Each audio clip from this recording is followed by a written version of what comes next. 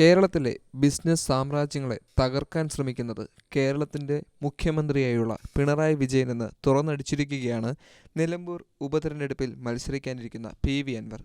അദ്ദേഹത്തിന്റെ വാക്കുകളിൽ കേരളത്തിലെ യുവജനങ്ങൾക്ക് തൊഴിലവസരങ്ങളോ അതുപോലെ തന്നെ വ്യവസായികൾക്ക് അർഹമായ ആനുകൂല്യങ്ങളോ ലഭിക്കാത്തത് പിണറായി വിജയൻ സർക്കാരിന്റെ നീതികേട് തന്നെയാണെന്നും അവർ കൈക്കൊള്ളുന്ന നടപടികളിൽ വളരെയധികം അതൃപ്തി നിലനിൽക്കുന്നതുകൊണ്ടുമാണ്.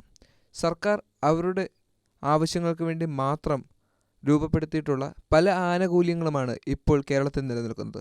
അത് സർക്കാരിൻ്റെയും രാഷ്ട്രീയ പ്രവർത്തകരുടെയും മാത്രം ആനുകൂല്യങ്ങളായി മാറി. അവർക്ക് ആവശ്യമായവർക്ക് വേണ്ടി മാത്രമാണ് ഈ ആനുകൂല്യങ്ങൾ പ്രാവർത്തികമാകുന്നത്. അതുകൊണ്ട് തന്നെ ഇപ്പോൾ കേരള നിയമസഭയെയും കേരള പിണറായി വിജയൻ്റെ സർക്കാരിനെയും തന്നെ രൂക്ഷമായി വിമർശിച്ചുകൊണ്ട് PV അൻവർ രംഗത്ത് വന്നു.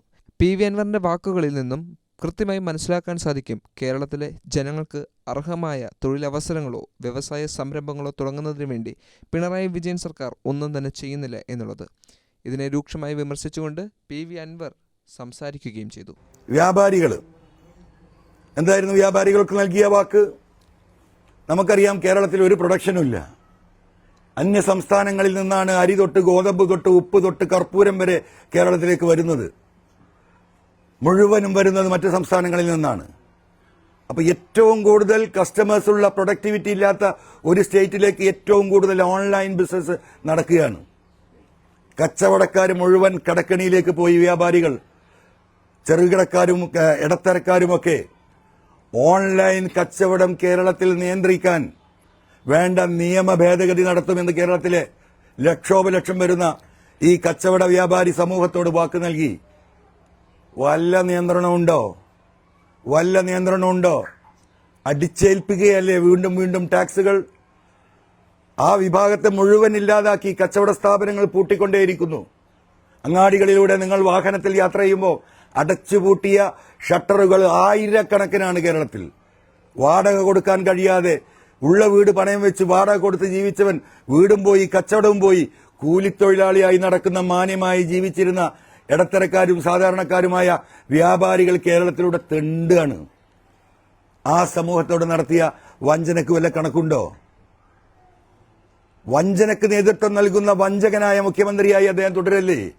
അവിടെയാണ് PV അൻവർ വഞ്ചകൻ എന്ന് പറയുന്നത്. പ്രവാസികൾ നിത്താക്കാത്ത പ്രശ്നമുണ്ടായപ്പോൾ എന്താ പറഞ്ഞത്? നിങ്ങൾ ആരും അവിടെ നിൽക്കണ്ട, പെട്ടെന്ന് വരൂ, കടന്നു വരൂ. കേരളം അമേരിക്കയായിരിക്കുന്നു, കാനഡയായിരിക്കുന്നു. നിങ്ങൾക്ക് ആവശ്യമായ പണം ഞങ്ങൾ നൽകാം, നിങ്ങൾക്ക് ആവശ്യമായ സൗകര്യങ്ങൾ നൽകാം, ഫ്രീ ആയിട്ട് ലോൺ നൽകാം, ഇൻട്രസ്റ്റ് തരണ്ട. എന്താ പ്രവാസികളുടെ സ്ഥിതി? തിരിഞ്ഞു നോക്കാനുണ്ടോ? വലിയ സംഭവങ്ങൾ നടത്തി. ലോക കേരള സഭ കേട്ടാ ഞെട്ടും. ലോകത്തിൽ ഒരുപാട് മുതലാളിമാരെ വിരിച്ച് കോടിക്കണക്കിന് രൂപ ചെലവാക്കി ഒരു സമ്മേളനം നടത്തി. എന്താ ഔട്ട്പുട്ട്? എന്താണ് ഔട്ട്പുട്ട്? 100 രൂപയുടെ ഇൻവെസ്റ്റ്മെന്റ് കൊണ്ടുവരാൻ സാധിച്ചോ? ഈ കേരളത്തെ കേരളമാക്കിയത് ഈ പാവപ്പെട്ട പ്രവാസികളാണ്. അവരുടെ കഠിനാധ്വാനമാണ് ഈ കേരളത്തിൽ നമ്മൾ ഇന്ന് കണ്ടുകൊണ്ടിരിക്കുന്ന സകലമാന വികസനവും. ആ പ്രവാസികളോട് ഇത്രമാത്രം കൊടുവഞ്ചന നടത്തിയ ഈ മുഖ്യമന്ത്രി വഞ്ചകൻ എന്നല്ലാതെ അദ്ദേഹത്തെ വേറെന്താ വിളിക്കുക?